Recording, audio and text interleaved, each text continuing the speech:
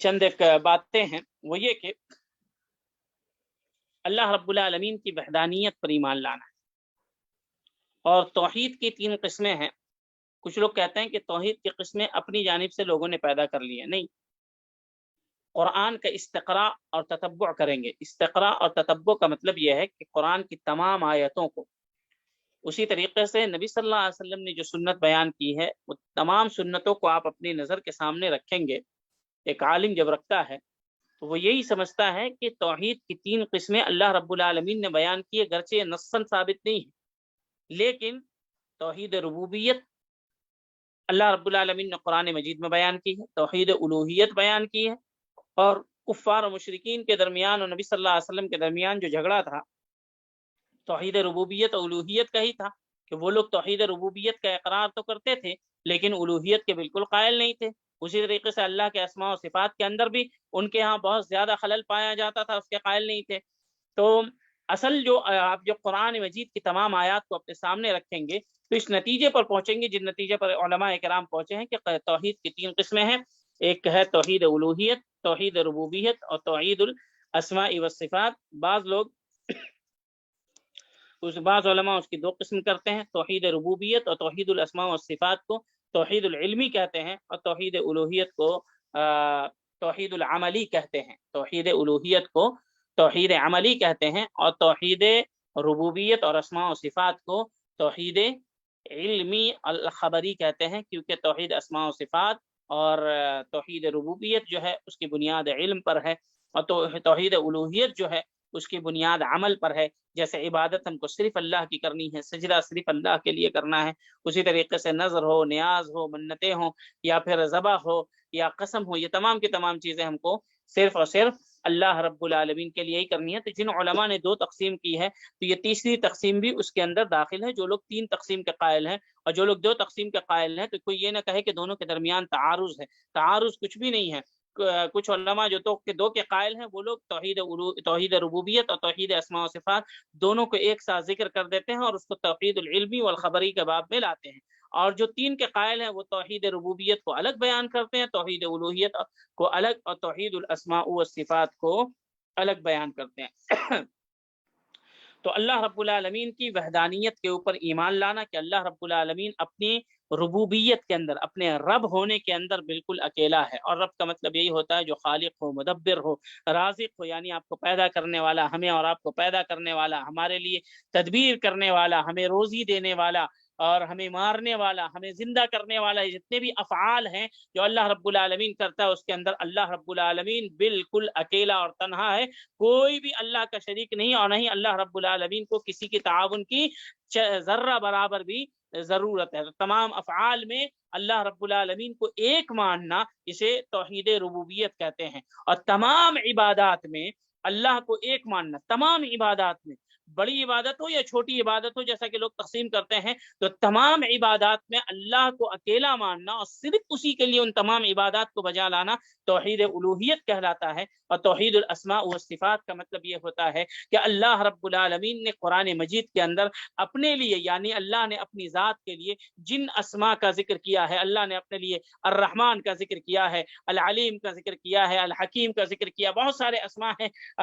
نام ہیں اللہ رب العالمین کے۔ تو جن ناموں کا اللہ نے اپنی ذات کے لیے ذکر کیا ہے، اسی طریقے سے جن صفات کا اللہ رب العالمین نے اپنی ذات مبارکہ کے لیے ذکر کیا ہے، نیز نبی کریم صلی اللہ علیہ وسلم نے اللہ رب العالمین کی ذات مبارکہ کے لیے جن نام اور جن اسماء کا ذکر کیا ہے، ان تمام اور ناموں کو، ان تمام ناموں کو اور اللہ کی صفات کو اللہ رب العالمین کے لیے ماننا، اللہ رب العالمین کی ذات کے لائق ماننا، مزید یہ کہ بغیر اس میں کسی کیفیت کا دخل دینے، نہ اس میں کسی کیفیت کو دخل دینا ہے، نہ ہی اس کو بالکل اللہ رب العالمین کو اس سے بالکل ایک دم سے منزہ کرنا ہے، منزہ ہو لیکن بلا تعطیل ہو۔ منزہ ہو لیکن بلا تعطیل ہو، اور اثبات ہو بلا تمثیل ہو، کہ اللہ رب العالمین کو ان امور سے پاک کرنا ہے، ان امور سے، ان صفات سے، ان چیزوں سے پاک سمجھنا ہے جو چیزیں اللہ کے ذات کے لائق نہیں ہیں، لیکن جن اسماء و صفات کا اللہ نے خود اپنی ذات کے لیے قرآن مجید میں ذکر کیا ہے، اس کو اللہ کے نبی اللہ کے لیے ویسے ہی ثابت کرنا ہے جس طریقے سے اللہ رب العالمین نے ثابت کیا ہے. جیسے اللہ رب العالمین نے کہا لیس کمثلہ شیء وہو السمیع البصیر، اللہ کے جیسی کوئی بھی چیز نہیں ہو سکتی، اور وہ سننے والا ہے اور جاننے والا ہے. تو جو لوگ مشبہہ ہوئے، ممثلہ ہوئے، اور جو لوگ معطلہ اور جہمیہ ہوئے، اس آیت کو سمجھنے میں انہوں نے غلطی کی، اور جس کی وجہ سے وہ گمراہ فرقے میں شامل ہوئے. انہوں نے بعض لوگوں نے معطلہ اور معتزلہ وغیرہ نے جو اللہ کی صفات کا انکار کیا ہے، اللہ کے اسماء و صفات کا، وہ کہتے ہیں اللہ بھی سنتا ہے، انسان بھی سنتا ہے، دونوں صفت مشابہت ہو گئی، اس لیے ہم اللہ کو سننے والا نہیں مانیں گے. تو ان صفات کے اندر مشابہت انہوں نے کر دی، حالانکہ ان کو فرق نہیں پتا چلا. اب جیسے میں کہہ دوں کہ کوئی جانور ہے، جانور کا چہرہ ہوتا ہے، جیسے کتے کا چہرہ ہوتا ہے، بلی کا چہرہ ہوتا ہے، اور انسان کا بھی چہرہ ہوتا ہے. اگر میں کہوں گا مطلقاً چہرہ، تو آپ کسی کا بھی نہیں سمجھ پائیں گے بھائی کس کے چہرے کی بات کر رہے ہو. لیکن اگر میں کہوں گا انسان کا چہرہ، تو آپ کو سمجھ میں آئے گا، اور آپ کے دل کے اندر وہ تصور آئے گا کہ ہاں انسان کا چہرہ ایسے ہوتا ہے. کسی جانور کا چہرہ اگر میں ذکر کر دوں، تو اس کا تصور آپ کو آئے گا کہ ہاں جانور کا چہرہ، کون سے جانور کا؟ فلاں جانور کا. تو آپ کے تصور میں آ جائے گا ہاں بلی کا چہرہ ایسا ہوتا ہے، فلاں جانور کا چہرہ ایسا ہوتا ہے. ویسے جب انسان کی سماعت کا ذکر کیا جائے، انسان سننے والا ہے، تو آپ کے ذہن میں بات آئے گی کہ اس کی سماعت محدود ہے، کمرے کے اندر ہے تو دور کی بات کو نہیں سن سکتا ہے. اگر دیکھنے والے کی بات آئے کہ انسان دیکھنے والا ہے، تو اس کا دیکھنا بھی محدود ہے. لیکن جیسے بات آئے گی اللہ سننے والا ہے، اللہ دیکھنے والا ہے، تو آپ یہ نہیں کہہ سکتے اللہ کا دیکھنا محدود ہے، کیونکہ اللہ رب العالمین نے کہا لیس کمثلہ شیء، کوئی اللہ رب العالمین کے جیسا نہیں ہو سکتا. اللہ سننے والا ہے، کیسے سنتا ہے؟ یا اللہ رب العالمین کو اس کا علم ہے. ہم کیفیت کا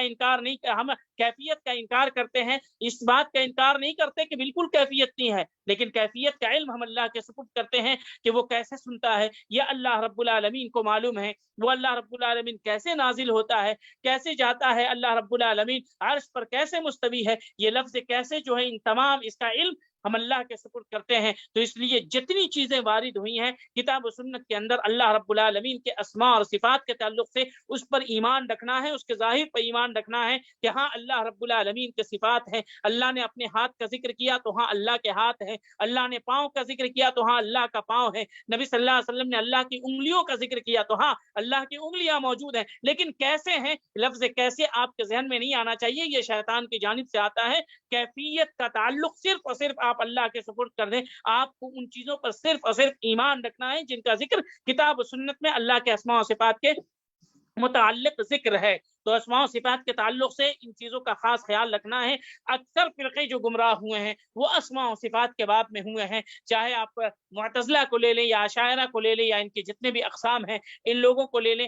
جہمیہ کو لے لیں، معطلہ کو لے لیں، یہ ممثلہ، مشبہہ، مجسمہ، یہ جتنے لوگ ہیں یہ اسماء و صفات کے باب میں گمراہ ہوئے ہیں، کیونکہ انہوں نے ان اصول کو چھوڑ دیا جن اصول کو صحابہ کرام نے اپنایا تھا. صحابہ کرام کا کیا اصول تھا کہ جب کوئی آیت نازل ہوئی اللہ کے صفات کے تعلق سے، اللہ کے اسماء کے تعلق سے، یا نبی صلی اللہ علیہ وسلم نے کوئی ایسی حدیث بیان کی جن میں اللہ کے اسماء و صفات کا ذکر ہے، تو صحابہ کرام یہ کبھی نہیں پوچھتے تھے کیسے ایسا ممکن ہے، وہ لوگ ایمان لاتے تھے. اور اسی کا مطلب ہے جیسے کہ اللہ رب العالمین نے، ابھی ہم نے پڑھا قرآن مجید کی آیت، سورہ بقرہ کی جو آیت، کہ اللہ نے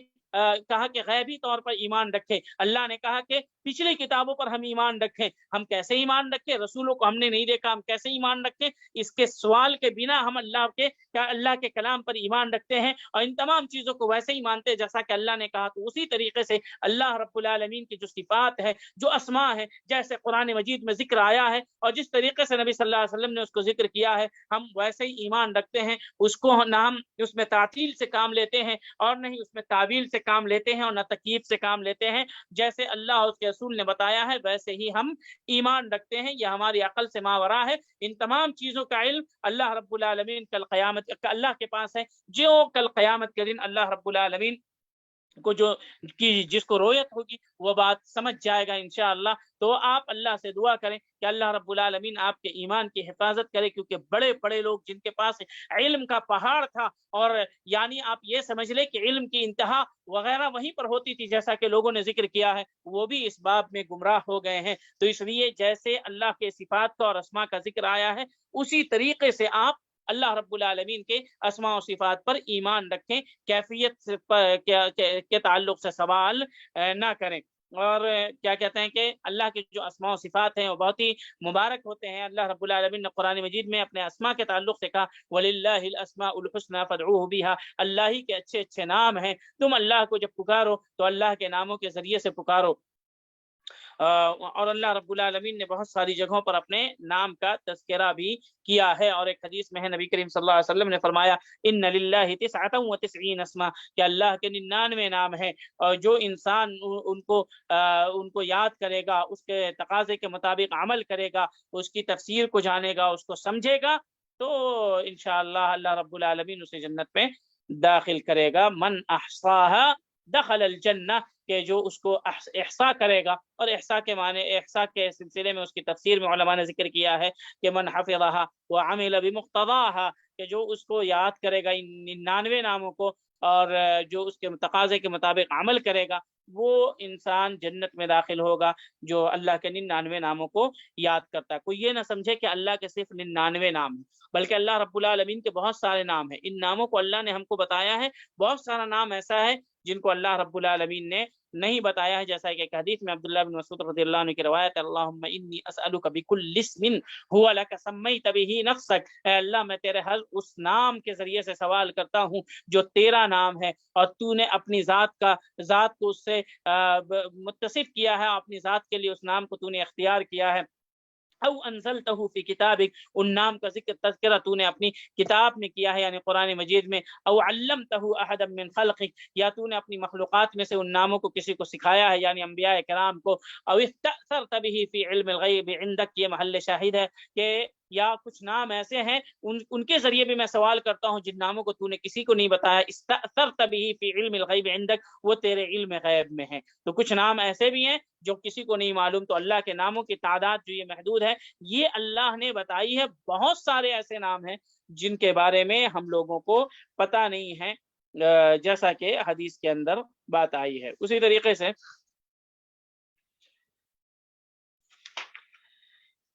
الایمان بالملائکہ، یہ دوسرا رکن ہے. ایمان بالملائکہ جو ہے یہ دوسرا رکن ہے ایمان کا. فرشتوں پر ایمان لانا، ہم ان کو دیکھ نہیں سکتے، یہ اللہ کی مخلوق ہیں، یہ کبھی گناہ نہیں کرتے ہیں، نور سے پیدا شدہ ہیں. لا یعصون اللہ ما امرهم ویفعلون ما یؤمرون، کہ جو اللہ حکم دیتا ہے وہ نافرمانی نہیں کرتے ہیں. اس پر بھی ایمان رکھنا ہے، اس پر بھی ایمان رکھنا ہے. خلقوا من نور، کہ وہ لوگ نور سے پیدا شدہ ہیں. مزید یہ کہ بعض اسماء ایسے ہیں فرشتوں کے جو ہم کو معلوم ہیں، اس پر ایمان رکھنا ہے. جیسے جبریل ہیں، اسرافیل ہیں، ملک الموت ہے. ملک الموت کا نام ملک الموت ہی ہے. بعض لوگ کہتے ہیں اسرائیل ہے، یہ نام صحیح نہیں. ملک الموت کا نام، ان کا نام موت کا فرشتہ ہی ہے. تو جن فرشتوں کے نام کا تذکرہ آیا ہے ان فرشتوں کے اوپر ایمان رکھنا ہے تفصیلی، کہ ہاں فلاں فلاں جیسے جبریل علیہ السلام ہے تو نبی صلی اللہ علیہ وسلم کے اوپر اور تمام انبیاءوں کے اوپر، انبیاء کرام کے اوپر اللہ رب العالمین کی وحی لے کر کے آیا کرتے تھے. یہ اللہ کے لشکر ہیں، ان کی تعداد کا کسی کو علم نہیں ہے. تو اس لیے ہم ان پر اجمالی بھی ایمان رکھیں گے جن کے بارے میں کچھ نہیں معلوم ہے، اور جن کے بارے میں معلوم ہے ان پر تفصیلی ایمان رکھیں گے. تفصیلی ایمان کا مطلب یہی ہے کہ جن فرشتوں کا ذکر اللہ رب العالمین نے کیا ہے، جن کاموں کے ساتھ ہم کو ایمان رکھنا ہے کہ ہاں یہ فرشتے ہیں، یہ فلاں کام کرتے ہیں، جس طریقے سے اللہ نے ذکر کیا اور جس طریقے سے نبی کریم صلی اللہ علیہ وسلم نے ذکر کیا ہے. اسی طریقے سے اللہ فرشتوں کی جو صفات ہے اس پر بھی ایمان رکھنا ہے. بہت سارے احادیث کے اندر ان کی صفات کا بھی ذکر آیا ہے کہ وہ اڑتے بھی ہیں، ان کے پاس پر بھی ہیں. مزید یہ کہ ان کی جو رفتار ہوتی ہے آپ اور ہم اس کو شمار نہیں کر سکتے ہیں. اور فلاں فلاں جگہ پر اللہ رب العالمین نے ان کو رکھا ہے، جیسا کہ حدیث کے اندر وارد ہے انسان کے آگے پیچھے ہوتا ہے، جو انسان آیت الکرسی پڑھ لیتا ہے اس کے سرہانے میں اللہ رب العالمین کھڑا کرتا ہے، کچھ فرشتے ہیں جو اوپر جاتے ہیں، کچھ فرشتے ہیں جو نیچے آتے ہیں، جیسا کہ حدیث ہے صحیح حدیث ہے فجر اور عصر کی نماز کے وقت فرشتوں کی تبدیلی کا وقت ہوتا ہے۔ اسی طریقے سے فرشتوں کی جو اوصاف ہے، جیسا کہ میں نے کہا نبی کریم صلی اللہ علیہ وسلم نے یہ فرشتوں کی عظیم خلقت ہے، یعنی عظیم الخلقت ہیں وہ لوگ، وہ دیکھیں نبی صلی اللہ علیہ وسلم نے فرمایا اذن لی ان احدث عن ملک من الملائکہ من حملۃ العرش انما بین الشحمۃ اذنہ الی عاتقہ مسیرۃ 700 عام، کہ میں فرشتوں کے بارے میں بیان کر رہا ہوں۔ نبی صلی اللہ علیہ وسلم نے فرمایا کہ مجھے اجازت ملی ہے کہ میں ایک فرشتہ، اللہ کے جو فرشتے ہیں اس کے ایک فرشتے کے بارے میں بیان کروں۔ یہ فرشتے جن کے بارے میں اللہ نبی صلی اللہ علیہ وسلم خبر دے رہے ہیں، یہ عرش کو اٹھانے والے فرشتے تھے، ان کے بارے میں کیا ہے؟ نبی صلی اللہ علیہ وسلم نے فرمایا کہ جو فرشتے عرش کو اٹھانے والے ہیں ان کے کان کے لو شحمت الاذن اس کو کہتے ہیں، جس میں بالیاں، خواتین بالیاں پہنتی ہیں، اب تو مرد حضرات بھی پہننے لگے ہیں، حالانکہ حرام ہے، جائز نہیں ہے، لیکن خواتین جس میں بالی پہنتی ہیں اس کو شحمت اذن کہتے ہیں، اور عاتق اس کو کہتے ہیں، یہ جو کندھا ہے۔ نبی صلی اللہ علیہ وسلم نے فرمایا کہ جو عرش کو اٹھانے والے فرشتے ہیں ان کے کان کے لو سے، یہ کان کے شحمہ سے یہاں تک کی دوری 700 سال کی مسافت کے برابر، 700 عام، 700 سال، یعنی اگر کوئی یہاں سے چلنا شروع کرے، یہاں تک فرشتے کے یہاں تک پہنچنے میں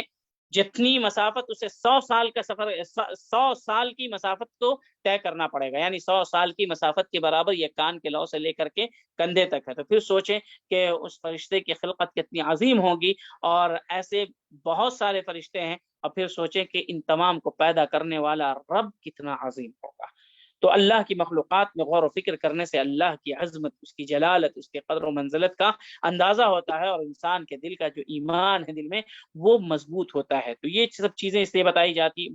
نبی صلی اللہ علیہ وسلم نے کہ پھر تم غور و فکر کرو کہ ان کو پیدا کرنے والا رب کتنا عظیم ہوگا۔ اور جیسا کہ میں نے کہا کہ ان کے اوصاف میں سے خلقت الملائکۃ من نور، نبی صلی اللہ علیہ وسلم نے فرمایا کہ فرشتے نور سے پیدا کیے گئے ہیں۔ اسی طریقے سے ان کی جو تعداد ہے وہ تعداد کسی کو بھی نہیں معلوم، اور ایک حدیث میں آپ دیکھیں، ایک حدیث کو اگر آپ سنیں گے تو اس سے پتہ چلے گا کہ وہ لا تعداد، سوائے اللہ کے کسی کو علم نہیں ہے۔ نبی صلی اللہ علیہ وسلم نے فرمایا کہ آسمان میں ایک بیت المعمور نام کا ایک گھر ہے، بیت المعمور، یدخل منہ، اس گھر کے اندر 70,000 فرشتے روزانہ داخل ہوتے ہیں عبادت کرنے کے لیے، پھر وہ لوگ نکلتے ہیں۔ اور یہ جب سے دنیا قائم ہوئی ہے تب سے یہ سلسلہ چل رہا ہے، قیامت تک چلتا رہے گا۔ تو یہ 70,000 فرشتے جو روزانہ جاتے ہیں نا، ایک مرتبہ جب وہ بیت المعمور میں چلے جاتے ہیں تو قیامت تک ان کی باری نہیں آئے گی۔ تو آپ سوچ سکتے ہیں کہ تعداد کتنی ہوگی، لا تعداد، اور اس تعداد کا علم صرف اور صرف اللہ رب العالمین کو۔ آپ خود سوچیں کہ ایک دوسری حدیث میں نبی صلی اللہ علیہ وسلم نے فرمایا کہ جہنم کی جو لگام ہوگی وہ 70,000 لگام ہوگی، 70,000 لگام ہوگی جہنم کی، اور جس کو فرشتے کھینچ رہے ہوں گے، اور ہر ایک لگام میں 70,000 فرشتے ہوں گے، 70,000 لگام ہوگی، جیسا کہ نبی صلی اللہ علیہ وسلم فرمایا یؤتی بجہنم یومئذ لہا 70,000 زمام، 70,000 لگام جہنم کو ہوگی، مع کل زمام 70,000 ملک یجرونہا، اور ہر لگام کے ساتھ 70,000 فرشتے ہوں گے۔ آپ اس کو کاؤنٹ کریں گے تو آپ سوچیں کہ کتنا ملین پہنچ جائیں گے۔ تو پھر بیت المعمور جس کے بارے میں نبی صلی اللہ علیہ وسلم نے کہا کہ وہاں فرشتے روزانہ عبادت کرتے ہیں 70,000، اور جب سے دنیا قائم ہے اور جب تک قیامت رہے گی تب تک ایسا کرتے رہیں گے، اور جو فرشتے ایک مرتبہ عبادت کر لیتے ہیں ان کو دوبارہ موقع نہیں ملے گا۔ فرشتوں کی تعداد اتنی ہے کہ کوئی اس کا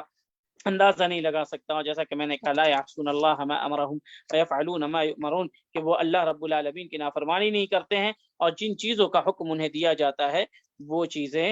ان چیزوں کو وہ بجا لاتے ہیں۔ اور میں نے کہا کہ بہت سارے فرشتے ہیں جن کی ذمہ داری اللہ رب العالمین نے لگائی ہے، کچھ موت دینے والے ہیں۔ اللہ نے کہا قل یتوفاکم ملک الموت الذی وکل بکم، بعض لوگ ایسے ہیں لہ معقبات من بین یدیہ ومن خلفہ یحفظونہ من امر اللہ، جیسا کہ میں نے ذکر کیا کہ بعض فرشتوں کو اللہ رب العالمین بعض انسانوں کے آگے پیچھے لگا دیتا ہے تاکہ وہ اللہ کے حکم سے اس کی اجازت کریں۔ حفاظت کریں۔ اسی طریقے سے اللہ نے کرامن کاتبین کا ذکر کیا ہے، منکر نکیر کا ذکر حدیث کے اندر آیا ہے کہ کل قیامت کے قبر کے اندر منکر نکیر حساب لینے کے لیے آئیں گے۔ وما یلفظ من قول الا لدیہ رقیب عتید، کہ ہم جو بولتے ہیں اس کو لکھنے والے موجود ہوتے ہیں، ہمارے ساتھ موجود ہوتے ہیں۔ اسی طریقے سے میں نے ذکر کیا آیت الکرسی پڑھنے والے کے سرانے میں اللہ رب العالمین فرشتوں کو رکھ دیتا ہے، تو یہ تمام کی تمام انسانوں کے فائدے کے لیے ہیں، جیسا کہ آپ نے احادیث کے اندر ملاحظہ کیا۔ ویسے ہی جب قرآن و حدیث کا درس ہوتا ہے، خاص کر کے اللہ کے گھر میں درس ہوتا ہے، تو فرشتے آتے ہیں، اس میں شامل ہوتے ہیں، اپنے پروں سے لوگوں کو گھیر لیتے ہیں، اور پھر وہاں کی خبر وہ لوگ جا کر کے اللہ رب العالمین کو دیتے ہیں۔ جو علم سیکھنے والے ہیں، علم شرعی کو، کتاب و سنت کا علم سیکھتے ہیں، فرشتے اپنے پروں کو ان کے لیے بچھاتے ہیں۔ ان الملائکۃ لتضع اجنحتها رضا لطالب علم بما يصنع، کہ اللہ کے فرشتے جو ہوتے ہیں وہ طالب علموں کے لیے اپنے پر کو بچھا دیتے ہیں، جو اس عمل کے لیے جو طالب علم کر رہا ہوتا ہے، یعنی اللہ کے نازل کردہ علم کو سیکھ رہا ہوتا ہے۔ تو فرشتوں کے تعلق سے یہ تفصیلی علم جاننا بھی ضروری ہے۔ الایمان بالملائکہ کے اوپر لوگوں نے موٹی موٹی کتابیں لکھی ہیں، پوری تفصیل ذکر کیا ہے، عقیدے کی کتابوں میں یہ مبحث آپ کو تفصیل سے مل جائے گا۔ تیسرا اصل جو ہے، یعنی جو تیسرا رکن ہے ایمان کا، وہ الایمان بالکتب المنزلہ، یہ جو کتابیں پیچھے نازل ہو چکی ہیں پچھلے زمانوں میں، ان تمام کے اوپر ایمان لانا۔ تو ان میں سے بعض کا علم ہے جن کے بارے میں نبی صلی اللہ علیہ وسلم نے بتایا، جن کے بارے میں اللہ نے قرآن مجید میں بتایا ہے، اس کے اوپر ہم ایمان رکھیں گے، اور جن کے بارے میں نہیں معلوم ہے ان کے اوپر بھی ہمارا ایمان ہوگا کہ اللہ نے صرف یہی 4 کتابیں نازل نہیں کی، اس کے علاوہ بھی بہت ساری کتابیں نازل کی ہوں گی جو اللہ کے علم میں ہیں، لیکن ہمیں اس کا علم نہیں ہے۔ تو ان تمام کے اوپر اجمالاً ہم کو علم رکھنا ہے۔ تو جس میں آپ دیکھیں کہ توریت ہے، زبور ہے، انجیل ہے، اور سب سے آخری کتاب نبی صلی اللہ علیہ وسلم کے اوپر جو نازل ہوئی وہ قرآن مجید ہے، جو پچھلی تمام کتابوں کے لیے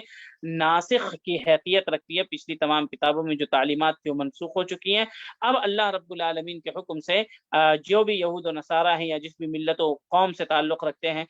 وہ تمام کے تمام ان تمام کے اوپر واجب ہے کہ وہ نبی صلی اللہ علیہ وسلم کے اوپر ایمان لائیں، اور نبی صلی اللہ علیہ وسلم جن تعلیمات کو چھوڑ کر کے گئے ہیں اس کے مطابق اپنی زندگی کو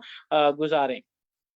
اللہ رب العالمین نے قرآن مجید میں ذکر کیا ہے کہ بل تؤثرون الحیات الدنیا والآخرۃ خیر وابقى ان هذا لفی الصحف الاولی، کہ تم لوگ دنیاوی زندگی کو ترجیح دیتے ہو، حالانکہ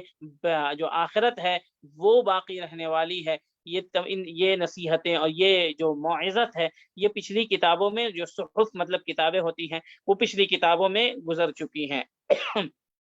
اللہ نے توریت کا بھی ذکر کیا ہے، انجیل کا بھی ذکر کیا ہے۔ تو ایمان بالکتب کا مطلب یہ ہوتا ہے کہ ہم یہ عقیدہ رکھیں کہ یہ تمام کتابیں جو اللہ نے ذکر کی ہیں یہ اللہ کی وحی،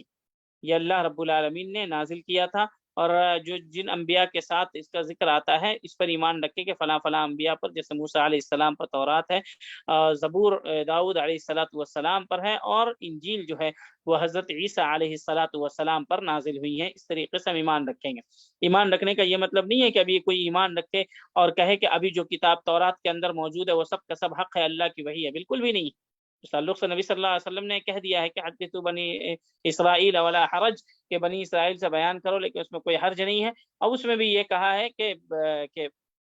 اس کی تکذیب نہیں کرنا ہے اور نہیں اس کی تصدیق کرنا ہے، الا یہ کہ کوئی ایسی بات ہو جو قرآن کے موافق ہو تو ہم اس کی تصدیق کریں گے، قرآن کے مخالف ہوگی تکذیب کریں گے۔ اگر کوئی بات نہ قرآن کے موافق ہو نہ مخالف ہو تو ہم اس میں سکوت اختیار کریں گے، نہ اس کی تصدیق کریں گے نہ تکذیب کریں گے۔ تو ایمان لانے کا یہ مطلب نہیں کہ ان کتابوں کے مطابق عمل کریں، ایمان لانے کا یہ مطلب ہے کہ ان کتابوں کو ہم اللہ کی کتاب مانیں، اور یہ مانیں کہ اللہ رب العالمین نے فلاں فلاں نبیوں پر نازل کیا تھا، اس کے اندر توحید کا ذکر اور جو بھی اللہ رب العالمین کے احکامات ہیں ان کا ذکر تھا۔ ان لوگوں نے، کیونکہ یہ بھی قرآن مجید میں ذکر ہے، یہ یہود و نصارہ نے اپنی اپنی کتابوں کے اندر تحریف پیدا کر دی ہے، لیکن قرآن مجید اس سے محفوظ ہے کیونکہ اللہ رب العالمین نے اس کی حفاظت کی ذمہ داری لی۔ کوئی ممکن ہے کوئی یہ کہہ سکتا ہو کہ بھائی پہلے کتابوں کی ذمہ داری اللہ نے کیوں نہیں لی حفاظت کی قرآن مجید کے لیے؟ تو یہ سوال صرف اللہ سے کیا جا سکتا ہے، اللہ کی مرضی، جس کی چاہے حفاظت ذمہ داری، یہ حفاظت کی ذمہ داری لے اور جس کی چاہے نہیں لے، اللہ کی مرضی۔ اللہ رب العالمین سے کوئی سوال نہیں کیا جا سکتا، انہ لا یسأل عما یفعل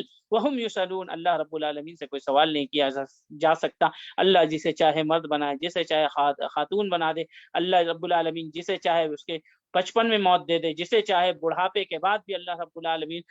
موت کو اس سے دور رکھے، بالکل بوڑھا ہو جائے پھر بھی، جسے چاہے اللہ انسان بنائے، جسے چاہے اللہ رب العالمین جانور بنائے، اللہ رب العالمین سے کوئی بھی سوال نہیں کر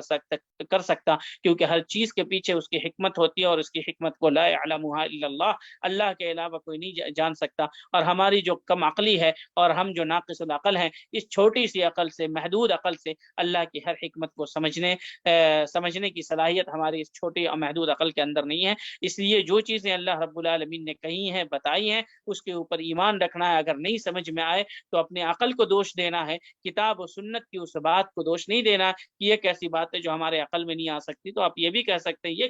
کیسی ہماری عقل ہے جو سمجھ میں نہیں سکتی، یعنی اتنا ہم بیچارے ہیں، اس قدر مسکین ہیں جو اللہ رب العالمین کی بات کو سمجھ نہیں سکتے ہیں۔ تو سمجھنے کی کوشش کرنی چاہیے، اور جہاں پر نہیں سمجھ سکے تو اللہ رب العالمین کے سپرد کر دینا چاہیے، اور کہنا چاہیے کل من عند ربنا، تمام چیزیں اللہ رب العالمین کی جانب سے ہیں، ہم اس پر ایمان رکھتے ہیں۔ اللہ رب العالمین نے ان تمام چیزوں کو نازل کیا ہے، اور ان تمام چیزوں کو اللہ رب العالمین نے کہا ہے، جو قرآن مجید کے اندر جو باتیں ہیں اور جو احادیث میں صحیح سند سے موجود ہیں۔ تو یہ مطلب ہوتا ہے کتاب پر، یعنی پچھلی کتابوں کے اوپر ایمان رکھنے کا، لیکن قرآن مجید کے اوپر جو ایمان رکھنے کا مطلب یہ ہے کہ قرآن مجید کے ہر حکم پر ہم کو ایمان رکھنا، صرف ایمان ہی نہیں رکھنا، اس کے تقاضے کے مطابق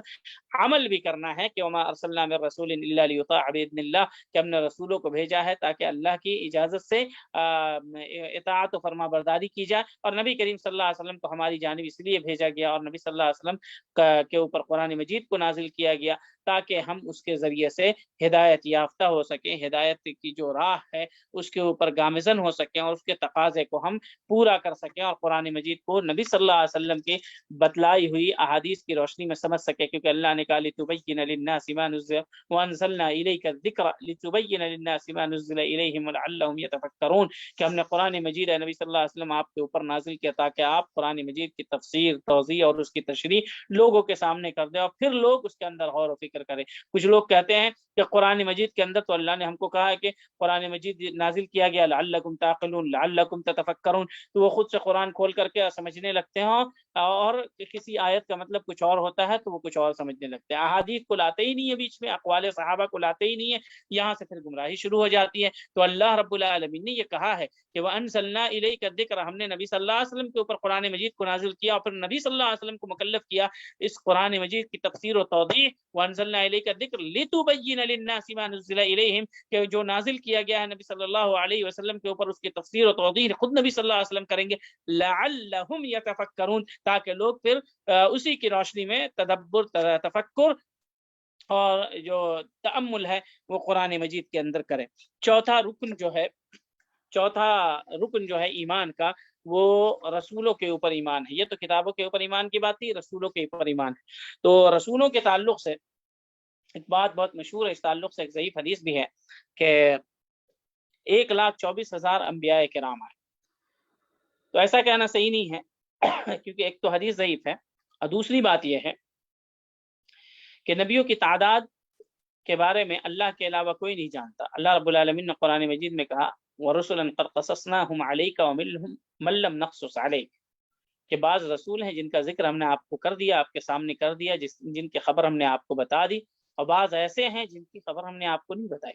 جن کے بارے میں آپ کو نہیں بتایا۔ اس کا یہ مطلب ہے کہ کوئی لا تعداد، لا محدود لوگ جو انبیاء کرام کی تعداد ہے، ان کی بھی تعداد کوئی گن نہیں شمار نہیں کر سکتا ہے۔ تو اس لیے وہ جو 1,24,000 والی بات ہے نا، کہ وہ انبیاء کرام کی تعداد 1,24,000 کی، اس تعلق سے جو حدیثیں نشر کی جاتی ہیں یا سنائی جاتی ہیں، یہ ضعیف حدیث ہے، صحیح نہیں ہے۔ قرآن مجید میں ہے کہ اللہ رب العالمین نے کہا کہ وَرُسُلًا قَدْ قَصَصْنَاهُمْ عَلَيْكَ، بعض رسولوں کا تذکرہ تو ہم نے آپ کے سامنے کر دیا ہے، وَمِنْهُمْ مَن لَّمْ نَقْصُصْ عَلَيْكَ، اور بعض رسولوں کے بارے میں ہم نے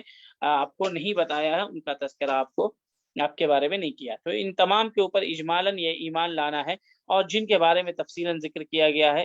جن انبیاء کرام کا، ان پر تفصیلاً ایمان لانا ہے، ان کے نام کے ساتھ کہ ہاں فلاں کا نام فلاں، موسیٰ تو وہ نبی اور رسول تھے، ہارون تو وہ نبی اور رسول تھے، عیسیٰ نبی اور رسول تھے، پھر ان میں اولو العزم تھے جو 5 تھے، موسیٰ، عیسیٰ، نوح، اور کیا کہتے ہیں کہ نبی کریم صلی اللہ علیہ وسلم، یہ 5 انبیاء کرام جو تھے یہ اولو العزم من الرسول تھے۔ تو اس طریقے سے تفصیلی ایمان لانا. باقی ہمارے نبی صلی اللہ علیہ وسلم جو ہیں تو نبی صلی اللہ علیہ وسلم کے ہر حکم پر ایمان لانا، ہر حکم پر، چاہے وہ سنت ہو، چاہے فرض ہو، چاہے مستحب ہو. ہم پیدا ہی اس لیے کیے گئے ہیں کہ اللہ کی عبادت کریں اور نبی کریم صلی اللہ علیہ وسلم کی اتباع و فرما برداری کریں. جب ہم نے کلمہ پڑھا ہے، لا الہ الا اللہ جب کہا ہے، اور اس کے ساتھ محمد الرسول اللہ جو کہا ہے، اس کا مطلب یہ ہے کہ اب ہمارے اوپر، ہماری زندگی میں ہمارا حکم نہیں چلے گا، رب کا حکم چلے گا، اور نبی کریم صلی اللہ علیہ وسلم کا جو فیصلہ ہوگا زندگی گزارنے کا، جس طریقے سے اس وہی طریقہ چلے گا. ہماری اپنی مرضی نہیں چلے گی، جو کلمہ کا تقاضا ہے اس کے مطابق ہم زندگی گزاریں گے. تو نبی صلی اللہ علیہ وسلم کے اوپر تفصیلی ایمان لانا ہے، اور صرف ایمان ہی نہیں لانا ہے بلکہ جن باتوں کو نبی صلی اللہ علیہ وسلم نے کرنے کا حکم دیا ہے اس کو ماننا ہے، اور جن سے رکنے کے لیے کہا ہے اس سے رکنا ہے. مزید یہ ایمان لانا ہے کہ انبیاء کرام میں ایک دوسرے کو فضیلت حاصل تھی، جیسے کہ اللہ نے قرآن مجید میں کہا تلک الرسل فضلنا بعضهم علی بعض، کہ بعض رسول ایسے ہیں جن میں سے ہم نے بعض کے اوپر بعض کو فضیلت دی ہے. اور ایک دوسری آیت میں کہا وَلَقَدْ فَضَّلْنَا بَعْضَ النَّبِيِّينَ عَلَى بَعْضٍ، بعض انبیاء کرام کو بعض کے اوپر فضیلت حاصل ہوئی ہے. اور یہ ایمان لانا ہے کہ ہمارے نبی صلی اللہ علیہ وسلم ان تمام انبیاء کرام میں سب سے افضل ہیں اور آخری نبی ہیں، اور قیامت کے دن سرداری انہی کو ملے گی، جیسا کہ صحیح حدیث میں وارد ہے. تو ہمارے نبی صلی اللہ علیہ وسلم پہ یہ ایمان لانا، آخری خاتم النبیین اور سید المرسلین، یہ ایمان لانا ضروری ہے. اگر کوئی نبی صلی اللہ علیہ وسلم کی تمام باتوں کو مانتا ہے، ہر ایک چیز کے مطابق عمل کرتا ہے، لیکن آپ صلی اللہ علیہ وسلم کو آخری نبی نہیں مانتا ہے، تو پھر اس کے اسلام کی کوئی حیثیت ہی نہیں ہے. تو نبی صلی اللہ علیہ وسلم کو آخری نبی ماننا ہے، یہ کہ نبی صلی اللہ علیہ وسلم کے بعد کوئی نبی یا رسول نہیں آ سکتا. ما کان محمد ابا احد من رجالکم ولکن رسول اللہ وخاتم النبیین، کہ نبی صلی اللہ علیہ وسلم اللہ کے رسول ہیں اور نبیوں کے خاتم ہیں، یعنی ان کے بعد کوئی نبی آنے والا نہیں، جیسا کہ نبی صلی اللہ علیہ وسلم نے فرمایا وَإِنَّهُ لَا نَبِيَّ بَعْدِي، کہ میرے بعد کوئی بھی نبی نہیں ہوگا. تو اس تعلق سے ایمان جازم رکھنا ضروری ہے، اس میں ذرہ برابر بھی شک ہے پھر اس کے ایمان اور اسلام کی کوئی حیثیت نہیں ہے، ہباء منثورا ہے، یا پھر یہ کہیے غثا، ان کا غثا اس سیل ہے، اس کے کوئی حقیقت نہیں ہے. تو نبی صلی اللہ علیہ وسلم کے آخری نبی ہونے پر ایمان لانا لازم اور ضروری ہے، یہ ایمان کا حصہ ہے، اس کے بغیر ایمان کا کوئی تصور نہیں کیا جا سکتا. پانچواں رکن جو ہے وہ آخرت کے اوپر ایمان لانا ہے. تو آخرت کے اوپر جو ایمان لانا ہے کہ آخرت کے دن اللہ رب العالمین فیصلہ کرے گا، جنت و جہنم ہوگی، اور اس سے تعلق سے جتنی بھی تفاصیل آئی ہیں اس کے اوپر ایمان لانا. اور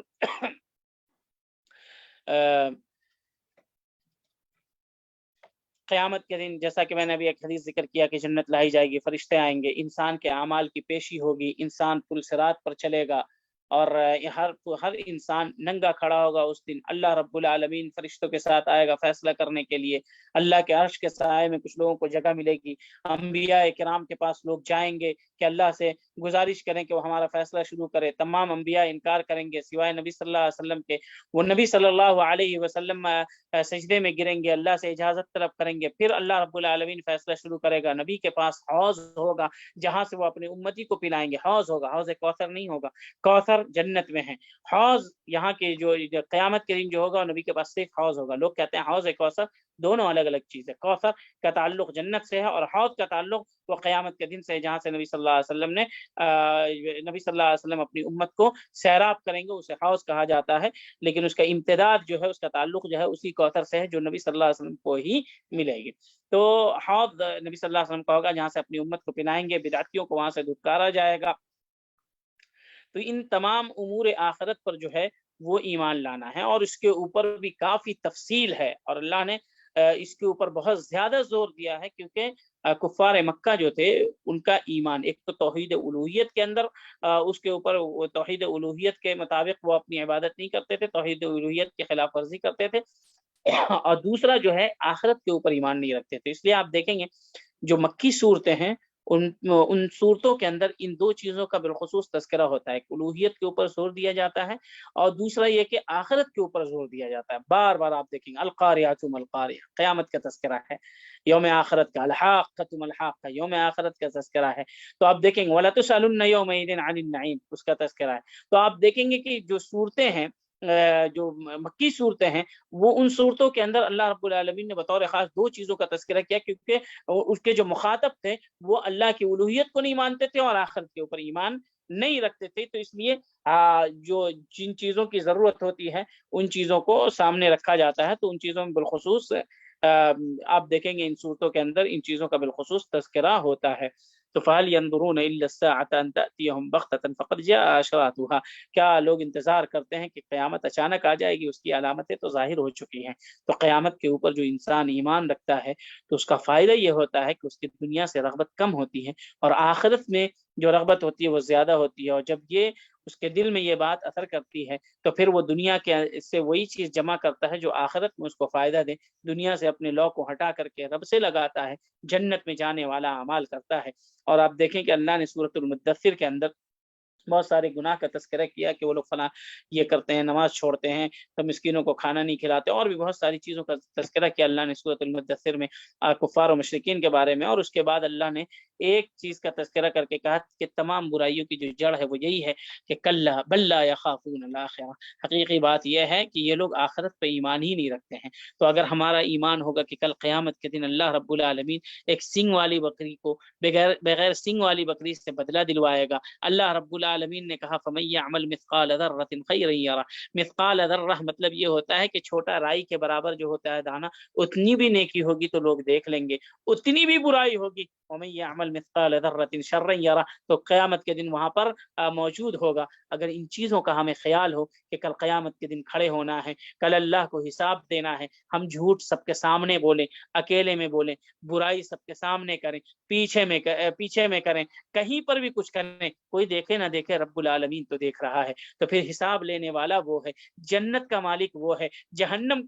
کا مالک وہ ہے، پوری دنیا کا مالک وہ ہے، تو ہم دوسروں کو خوش کرنے میں کیوں لگے رہتے ہیں؟ ان تمام لوگوں کو خوش کرنے کی کوشش کریں گے تو ان میں سے پھر بھی کچھ نہ کچھ ناراض رہیں گے، لیکن اگر آپ رب کو خوش کر دیں اور رب راضی ہو گیا، پوری دنیا اور آخرت دونوں سنور جائے گی۔ تو اس لیے آخرت پر ایمان رکھنا بہت اہم ہے۔ صرف یہ نہیں کہ ہم آخرت کو مانتے ہیں، اس کو ماننے کا اثر ہماری زندگی پر کیا ہوتا ہے، اس تعلق سے بھی ہر انسان کو غور و فکر کرنا چاہیے۔ اور چھٹا اور آخری جو ہے ایمان کا رکن 2 سے 3 منٹ کے اندر انشاءاللہ، کیونکہ ہمارا وقت 4:45 تک ہے،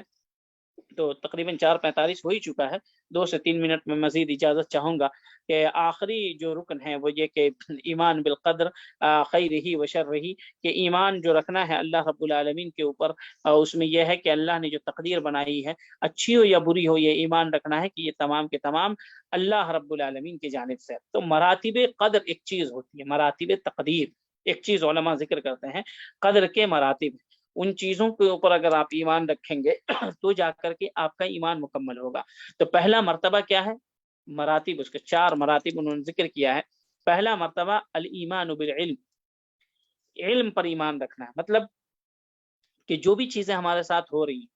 ان تمام چیزوں کا علم اللہ رب العالمین کو ازل سے، کیسے ہوگا، کیا ہوگا، میں آپ کے سامنے ابھی تقریر کر رہا ہوں، دروس المہمہ کی کر رہا ہوں، اتنے لوگ سنیں گے، فلاں لوگ اس کے مطابق عمل کریں گے، خود کہنے والا کس چیز کے مطابق عمل کرے گا، کس کی خلاف ورزی کرے گا، جتنے الفاظ مجھ سے نکل رہے ہیں، ان تمام چیزوں کا تفصیلی علم اللہ رب العالمین کے پاس سے۔ سورج کس دن نکلے گا، کتنے منٹ کے لیے نکلے گا، کتنے سیکنڈ کے لیے نکلے گا، کب سورج گرہن ہوگا، کب سورج پر بادل آئے گا، کہاں پر 1 سیکنڈ کے لیے سورج کی روشنی غائب ہوگی، کہاں پر آئے گی، دنیا کی تمام چیزوں کا ایک دم تفصیلی علم اللہ رب العالمین کو۔ تو ہر ایک چیز کا تفصیلی اجمالی جتنا بھی علم ہے سب کا سب اللہ رب العالمین کو ہے، اس کے اوپر ایمان رکھنا ضروری ہے۔ اور یہ نہیں کہ ابھی علم ہوا، ازل سے ہے علم اللہ رب العالمین کو، تو اس کے اوپر ایمان رکھنا ضروری ہے کہ اللہ رب العالمین کو تمام چیزوں کا علم ہے۔ پھر اس کے بعد یہ ایمان رکھنا الایمان بالکتابہ، کہ اللہ رب العالمین نے تقدیر کو لکھوایا ہے، اللہ نے تقدیر کو لکھایا ہے، کتب مقادیر الخلائق، مخلوق کی جو تقدیر ہے کہ کون کتنا جیے گا، کتنا کھائے گا، کس کے ساتھ ہوگا، یعنی جو بھی تفصیل دقیق جو ایک دم تفصیل ہوتی ہے، ان تمام تفصیل کو اللہ رب العالمین نے لکھایا، جیسا کہ اللہ رب العالمین نے قرآن مجید کا ان ذالک فی کتاب ان ذالک علی اللہ یسیر، یہ تمام چیزیں کتاب میں، یعنی وہ تقدیر جس میں لکھایا اللہ رب العالمین نے،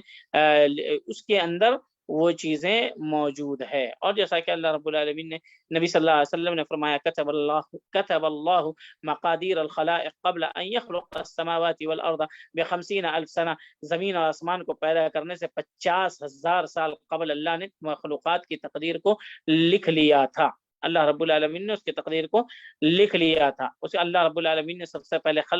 قلم کو پیدا کیا. ایک حدیث میں انا اول ما کتب اللہ ما خلق اللہ القلم، اللہ نے سب سے پہلے قلم کو پیدا کیا اور کہا اکتب، لکھو. تو قلم نے کہا رب ماذا اکتب، اے میرے رب میں کیا لکھوں. قلم بھی مخلوق ہے، اللہ رب العالمین نے پیدا کیا. تو اللہ رب العالمین نے کہا اکتب ما هو کائن الى یوم القیامہ، کہ قیامت تک جو بھی چیزیں ہوگی تو اس کو لکھتی چلی جا. تو ہر ایک تفصیل ذرہ برابر آپ کیا کریں گے، یہاں سے اٹھ کے جانے کے بعد ہم اور آپ تمام لوگ کیا کریں گے، اکیلے میں کریں گے، سب کے سامنے کریں گے، کون کسی کی اچھائی بیان کرے گا، کون نیکی کرے گا، کون غیبت کرے گا، کون برائی کرے گا، ان تمام چیزوں کا علم اللہ رب العالمین کو موجود پہلے سے ازلی علم ہے، اور ہر چیز کو اللہ رب العالمین جانتا ہے. اسی طریقے سے اللہ نے ان تمام چیزوں کو لکھوا لیا ہے. اور تیسرا مرتبہ جو ہے تقدیر کا، مشیت. یہ تمام چیزیں جو ہوتی ہیں اللہ کی مشیت سے ہوتی ہیں. وما تشاءون الا ان یشاء اللہ رب العالمین، کہ تم اللہ رب العالمین کی مشیت سے ہی تمام چیزیں ہوتی ہیں. یہ جو ہمارا درس ہو رہا ہے یہ اللہ کی مشیت، اللہ کی مرضی تھی، اس کی مشیت تھی، تو اللہ رب العالمین نے اس خیر کے کام کو جاری کرنے کی ہم لوگوں کو توفیق دیا. اور چوتھا مرتبہ جو ہے الخلق والایجاد، کہ پیدا کرنا، کسی چیز کو ایجاد میں لانا، یعنی جو یہ تمام کے تمام اللہ رب العالمین، جو مرتبۃ الخلق والایجاد ہے یہ اللہ رب العالمین کے ہی ذمہ ہے. اللہ رب العالمین کہ جیسے ہم جو عمل کرتے ہیں اس عمل کو کرنے کی توفیق اللہ رب العالمین نے دی. واللہ خلقکم وما تعملون، تو یہ جو ہمارے اعمال ہیں یہ بھی مخلوق ہے، اور اللہ نے مجھے اور ہمیں اور آپ کو اور ہمارے عمل کو اللہ رب العالمین نے ہی پیدا کیا ہے. اللہ نے کہا اللہ خلق کل شیء، اللہ نے ہر ایک چیز کو پیدا کیا. تو یہ ہمارے اعمال بھی جو ہیں جو ہم کرتے ہیں یہ تمام چیزیں اللہ رب العالمین کی مخلوقات میں ہیں. تو یہ چار مراتب کو جاننا ضروری ہے. کہ علم، کہ اللہ رب العالمین کو ہر چیز کا علم، اس کا تفصیلی، جیسا کہ میں نے ذکر کیا ازل سے ہے. کوئی یہ نہیں کہ فلاں وقت میں ہوتا ہے فلاں وقت میں نہیں ہوتا ہے. اللہ رب العالمین کی یہ صفت لازمہ ہے. علم جو ہے اور وہ اللہ رب العالمین کو ازلی علم ہے، کوئی محدود بھی نہیں کر سکتا اس کا حد. احاط بكل شيء علم، اللہ نے ہر چیز کا احاطہ کر رکھا ہے، چھوٹی بڑی جتنی بھی چیزیں ہیں سب کا علم ہے اللہ کو. پھر اللہ رب العالمین نے اس کو لکھوایا بھی ہے. پھر اللہ رب العالمین کی مشیت سے تمام چیزیں ہوتی ہیں، اور اللہ رب العالمین نے تمام چیزوں کو پیدا کیا ہے. انہی چاروں بنیاد پر جو ہے تقدیر کے مسائل ہوتے ہیں. اس میں بہت سارے لوگوں کو بہت سارے سوالات آتے ہیں، اور اس سلسلے میں ابن القیم رحمہ اللہ کے خاص کر کے جو دعات ہیں وہ پڑھیں. دعات بھی علماء سے اگر پڑھیں تو بہتر ہے. شفاء العلیل ہے ایک کتاب ابن القیم رحمہ اللہ کی، اس کتاب کو علماء سے اگر پڑھیں گے تو اس میں بہت ساری گتھیوں کو انہوں نے کتاب و سنت کی روشنی میں سلجھایا ہے، اور لوگ کو جو بہت سوالات ہوتے ہیں خاص کر کے اس کو سمجھانے کی انہوں نے اس میں کوشش کی. اپنے باب میں بہت ہی بہترین اور عمدہ کتاب ہے. یہ تقریباً 6 ارکان تھے ایمان کے، جو حدیث جبریل کے اندر جس کا ذکر آیا ہے، اور ان تمام کے اوپر ہمیں ایمان رکھنا ہے. اور اس میں اگر ایک بھی ایمان، ایک چیزوں کے اوپر بھی ایمان، ان اشیاء میں سے اگر ایک چیز پر بھی ایمان نہیں رکھتے ہیں یا اس میں کچھ شک و شبہ ہوتا ہے تو پھر پورے ایمان پر ہی سوالیہ نشان قائم ہوتا ہے، بلکہ ایمان ہی بیکار اور برباد ہو جاتا ہے. اور بقیہ چیزیں انشاءاللہ آئندہ 2 درسوں میں یا اور جتنا درس ہے اس کے اندر آئے گا انشاءاللہ ہم کتاب ختم کریں گے. اللہ رب العالمین سے دعا ہے کہ اللہ رب العالمین ہمارے اعمال کو اور ہمارے کہنے اور سننے کو قبول فرمائے، اور ہمیں اسلام کے اوپر ثابت قدم رکھے، منہج سلف کے مطابق ہمیں عمل کرنے کی، زندگی گزارنے کی توفیق عطا فرمائے، اور ہمیں اچھے اخلاق والا بنائے. اچھے اخلاق کو سیکھنے، اچھے اخلاق کے ساتھ دوسرے کے ساتھ پیش آنے اور دوسرے کو اچھا اخلاق سکھانے کے بھی توفیق عطا فرمائے. دنیا میں جب تک زندہ رکھے توحید اور ایمان کے اوپر قائم و دائم رکھے، اور جب ہمیں موت دے تو توحید و ایمان کے اوپر موت دے. آمین. اقول قولی هذا استغفر الله لي ولكم ولسائر المسلمين انه تعالى جواد كريم ملك بر رؤوف رحيم. سبحانك اللهم وبحمدك اشهد ان لا اله الا انت واستغفرك واتوب اليك. والسلام عليكم ورحمة الله وبركاته. اللہ شیخ محترم کو جزائے خیر عطا فرمائی. ہاں، مغرب کی اذان ہو گئی ہے جبیل کے اندر. ہماری دعا ہے کہ اللہ تعالیٰ شیخ ان تمام کلمات کو ان کے درجات میں بلندی کا ذریعہ اور سبب بنائے، اور اللہ رب العالمین شیخ کی حفاظت فرمائے. آپ لوگوں سے گزارش ہے کہ آپ لوگ زیادہ سے زیادہ ہمارے ساتھ جڑیے، اور اس پروگرام کو جو ہر جمعہ کو زوم پر نشر کیا جاتا ہے اس کو آپ لوگ سنیں، اور دوست احباب کو بھی سنائیں. جزاکم اللہ خیر. والسلام علیکم ورحمۃ اللہ وبرکاتہ.